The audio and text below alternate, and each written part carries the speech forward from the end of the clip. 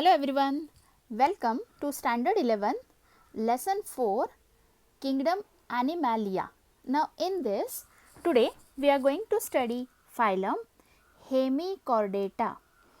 Hemi means half and chordata means rod-like structure.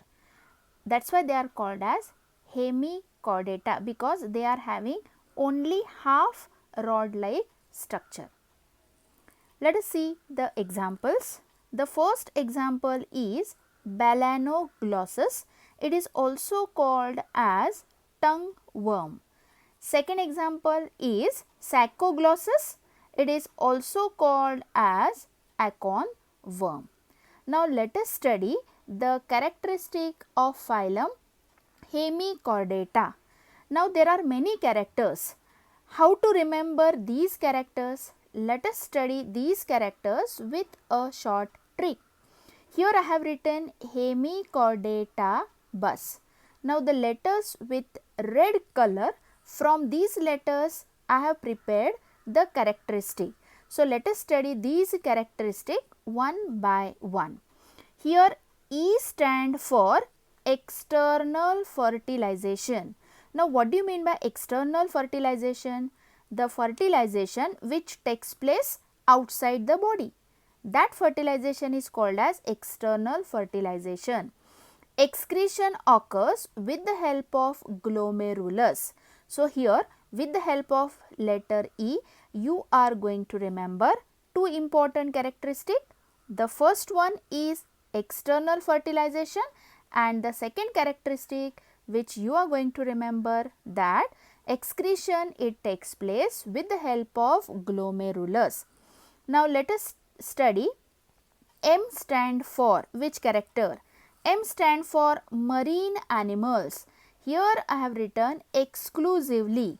Exclusively means these animals we will observe only in sea water. I stand for indirect development. Now what do you mean by indirect development? There are two types of development. One is called as indirect and another is called as direct development. But here the development it takes place indirectly. The development which takes place indirectly means there are different stages in the life cycle. Let us take the example of frog life cycle. In case of frog, the first stage in the life cycle is the egg which they are laying. The egg hatches into larva, the larva hatches into tadpole or the small tiny frog, and tiny frog convert into big frog. So there are different stages in the life cycle. So such a development is called as indirect development. So direct development is not present. Fertilization, as I said, it is external. C stand for collar is present.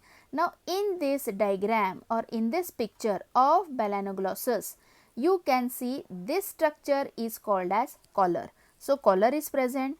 The animals are coelomate. Coelom means body cavity is present. They are cylindrical. Cylindrical means rod like this. O stand for organ system.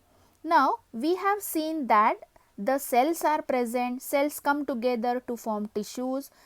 Different tissues come together to form organ, and these organ they form system. So these organisms they have organ system. Different organs are present. Open circulatory system. Now there are two type of circulatory system. One is called as open and another is called as closed.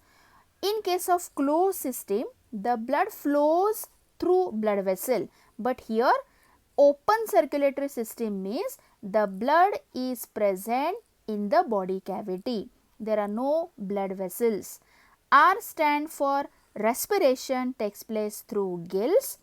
A stand for alimentary canal is complete. Now what do you mean by complete alimentary canal? When mouth and anus they are present in the alimentary canal, then that alimentary canal is called as complete. and it is straight or it may be U-shaped. T stand for triploblastic. Triploblastic means 3 germ layers are present. B stand for bilateral symmetry. Bilateral symmetry means this is body. So you can divide this animal into 2 equal parts. Body is soft, vermiform means worm-like. Unsegmented means there are no segments. Body is divided into 3 parts. Now which are the 3 parts? In the diagram you can see the first part is called as proboscis, second part is called as collar, and the third part is called as trunk. S stand for sexes are separate, and sometimes the animal may be bisexual.